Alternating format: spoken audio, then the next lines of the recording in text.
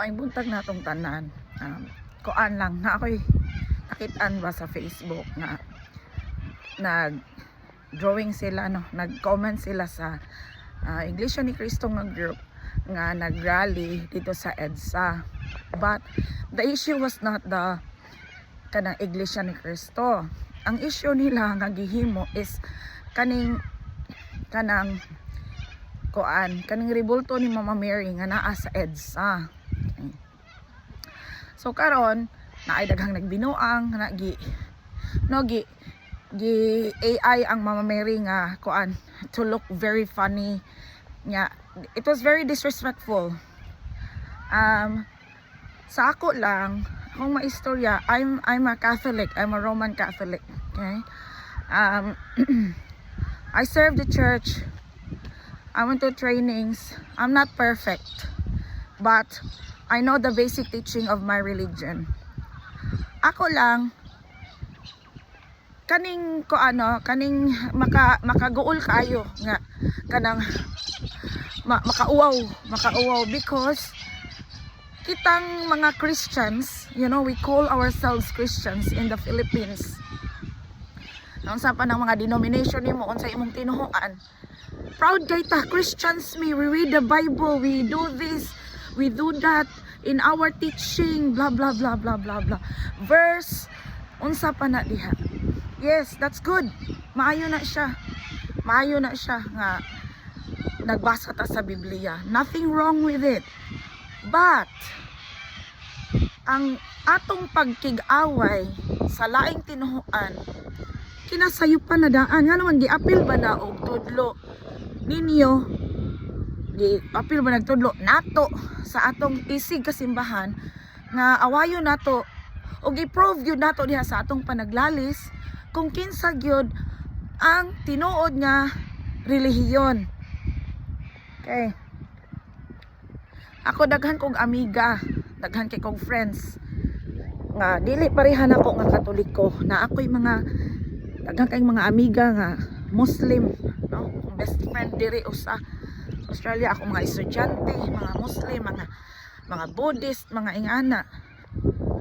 Wala na hitabo, nag-correction sila sa akong pagkakatoliko. Mostly ang sakit kay ang mangaway pa jud nato kay kato pa jung Kristiyano, pero na ako'y daghang amiga pod nga dili Katoliko, ning palhin sila sa kanang pagka-Kristiyano, pero wala gyud nahitabo na topic namo na nga gaaway mi because we respect each other. No, ang atong pagtuo is a personal faith to God. Wa na siya ingon nag-show off ka diha nga kapila ka na memorize nimo ang Biblia. No, kapila ka ning hatag ka dako kay nga donation because God only knows your heart. So kanang imong pakigrelasyon sa Ginoo personal na siya, di na siya ingon nga show off lang. Ang point is ngano man jud nga bugal-bugalan man ninyo ang image of the Virgin Mary kay para daghan mo kanang comments sa Facebook. Because it's funny. Mao na balang jud na ang kamabaw ang inyong pagtuo. So nakita na ko sa thread dito nga naglalis pa hinuon sila kinsa pay sakto nila, kinsa pay masalba dito sa langit. Only God knows. Only God knows. Muna nga kung unsay practices namo as Catholics, because nahitabo man na diha ang EDSA na may Mama Mary, dili na ninyo ina ninyo na problema ha, no? Kay overall we respect Mary as a mother of God, as a mother of Jesus Christ.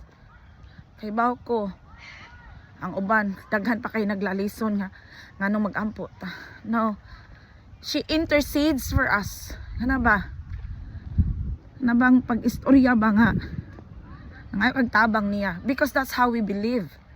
So live our beliefs kay amo ama na Um, but, kamo naman may mga ginikanan.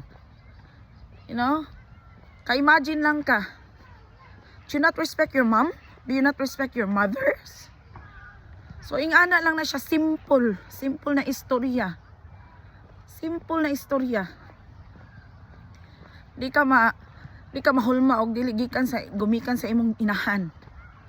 So, mao na among pagrespeto sa Mama Mary.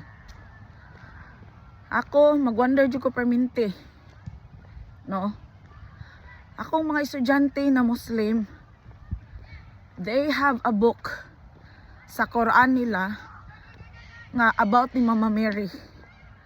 Kana siya nga libro sa ilang Quran about Maryam. And they acknowledge her as the parent of Jesus. They know Jesus. But they never fight with me nga sayop na nga ingani si Mama Mary monin. That's why naglibog ko. Kay mas atakihon pa ko sa akong fellow Christian kaysa kaning mga Muslim na kong estudyante. No? Pagbasa-basa po mo ka ng history. Pangutana mo sa uban ninyo nga mga tao around you nga laig faith. So you know, asa mo nagbarog. You know how to respect others because that's important. So, ako, ang nakasakit pa dyan sa mot, kay kani pa dyan manaot sa Katoliko, is Katoliko pa dyan sa una. Ask yourself, kung ning balhin man lang gani mo sa laing tinuhuan, because you feel like you are right above anything, then nara ninyo.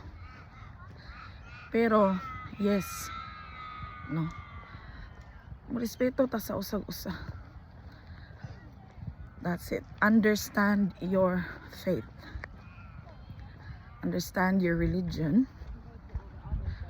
without judging other religion which you think nga masakto mo pero ang uban dili. Asa man ang inyong pag-isig kataw kung kana inyong huna-huna, no? Sayop muna nga i-review ko na yung kaugalingon. May problema maglaing kag tinuhuan. Ikaw sa imong pagkatao, maayo ba ka? Nagbunga ba ang imong pagtuo nga ning nagsangyaw ba na ang imong actions of what you are reading in the Bible, of what you are learning from your church? So, maura na siya. Makagool pero God knows. Salamat, may buntag.